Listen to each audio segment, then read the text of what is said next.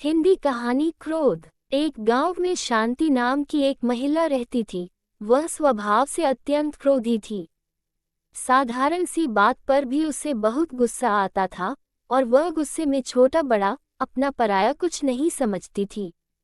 उस समय उसके जी में जो कुछ भी आता कह देती, जिससे उसके परिजन तो परेशान थे ही, साथ में शांति खुद भी परेशान रहती थी और अपने किए पर बहुत पछताती थी।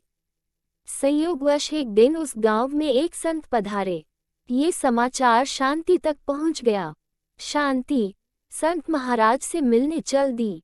वहां पहुंचकर शांति ने संत महाराज को नमस्कार किया और बताया कि महाराज, मुझे बेवजह बहुत क्रोध आता है, जिससे मेरे अपने तो मुझसे दूर हो ही गए हैं, साथ में नगरवासी भी दूर हो गए। इतना होने के बाद भी मैं अपने आप को नहीं सुधार पाती। कृपा करके आप ही मुझे कोई रास्ता बताए। शांति की बातों को सुनते हुए संत ने अपने झोली से एक शीशी निकाला और उसे शांति को देते हुए कहा, जब तुम्हें क्रोध आ जाए तो इसे पी लेना और तब तक पीते रहना जब तक तुम्हारा क्रोध पूरा शांत ना हो जाए।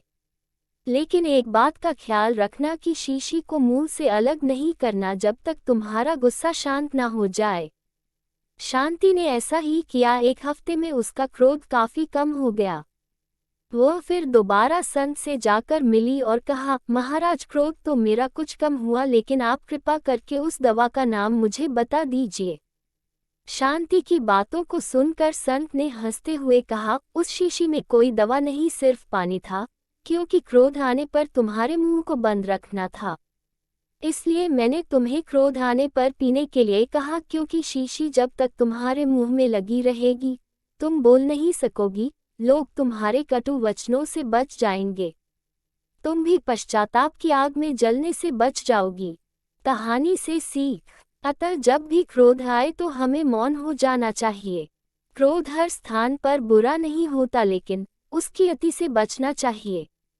इसलिए बात बात में क्रोध नहीं करना चाहिए, बल्कि जहां उसकी वास्तव में जरूरत हो वही करना चाहिए।